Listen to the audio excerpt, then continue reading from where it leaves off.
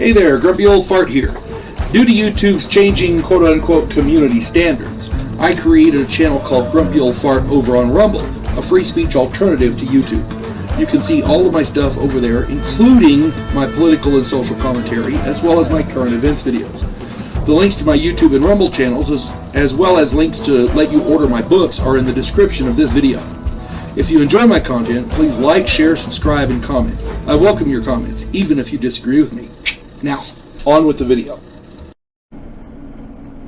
Hey there, Grumpy Old Fart here. I'm doing an AD&D Monsters video on one of the most diabolical creatures to ever walk any planet in any game. Men. As a dungeon master, one of the most important aspects you can instill in your game is a healthy amount of skepticism when dealing with non-player characters. Most such encounters are in villages and in towns. Most NPCs are going to be shopkeepers, farmers, blacksmiths, and other laborers. The vast majority of these are going to be hardworking people trying to make a living and feed their families. The worst thing that the player characters will have to deal with from them, maybe some price gouging and maybe a little bit of petty theft, but nothing serious. Then there are the monsters. Not all monsters come with tentacles, fangs, claws, and wings. Some monsters hide behind the facade of guardsmen, evil kings, anti-paladins, evil clerics, wizards, or thieves.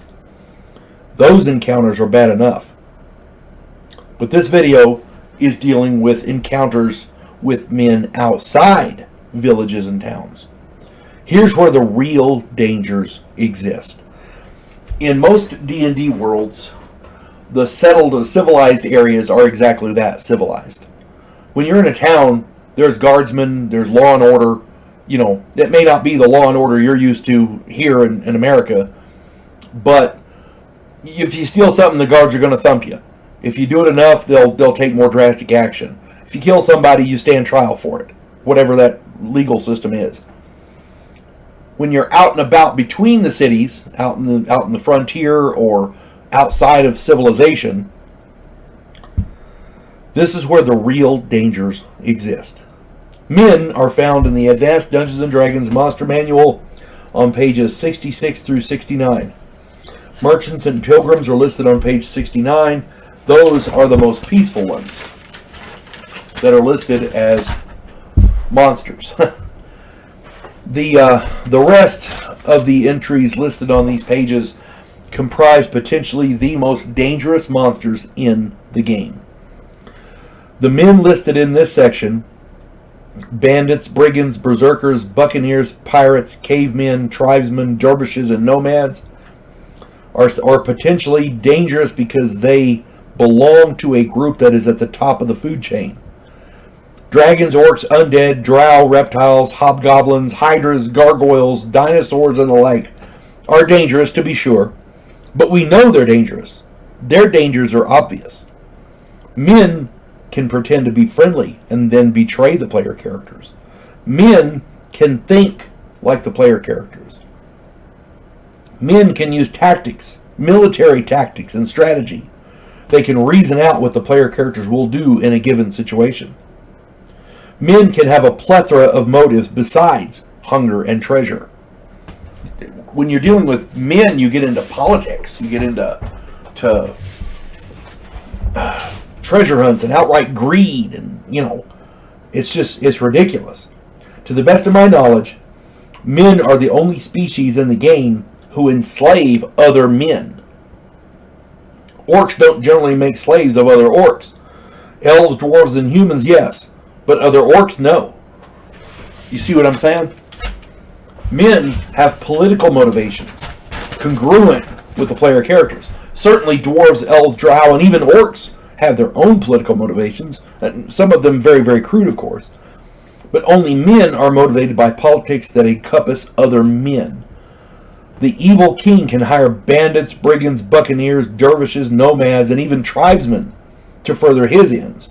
The evil king can even hire orcs and other humanoids as such. But orcs cannot or will not hire men. See what I mean? Men understand men better than other monsters and races. This, by definition, makes them more dangerous. What all this boils down to is that men are much more useful as villains because nobody does evil like human beings do. A pack of wolves isn't evil. They're hungry. They won't fuck each other over for a few coins. Men will want the player character's gold, valuables, magic items, and other gear. Killing them is the means to get it. Player characters that survive can be sold into slavery or turned in for any reward that may be offered. Men plot and plan. Most monsters, like dragons and hydras and such, are rare. Men litter the landscape like grass, especially in settled areas with villages and towns. Bandits set up their area of operation in an area where convoys and wagon trains and like that go. Trade routes, things like that. Why? Because that's where the money is. The smart bandits set it up so that the guys, after they do their business and they're heading home, that's when they get hit. Because then you don't have to worry about selling stuff. They've already sold it. All you got to do is collect the money from the dead people. While most players envision running into orcs, dragons, and other monsters, statistically they are much more likely to run into men of some type. I recommend you not make all men evil and dangerous. If you make the vast majority of men peaceful and or helpful, it will lull the player characters into a sense of security. Then, when the evil men show up, the effect will be much more devastating. Also, if you use men as encounters too much, you run the risk of making your game boring. You never ever want to make your game boring. Don't be afraid of throwing in wolves, orcs, and the odd hydra from time to time. Kind of keeps the player characters honest. But again, for the most part, in a realistic world, and you want it to be as realistic as possible, men are going to be your go-to encounter. And the reason I say you want to make your world as realistic as possible, because there's magic.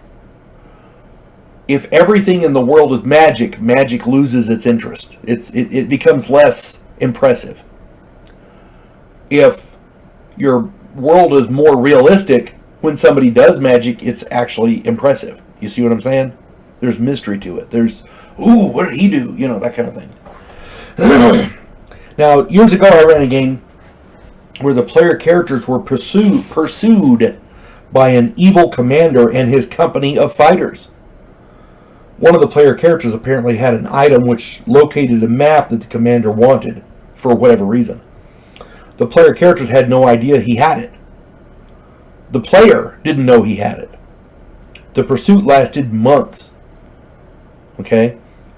It was harrowing, and the players were afraid to, they had to pick their camp spots in seclusion. They had to consider everything very carefully because this guy would show up when they least expected it, and he would fight them viciously with tactics. And he had men working for him who were good, solid soldiers.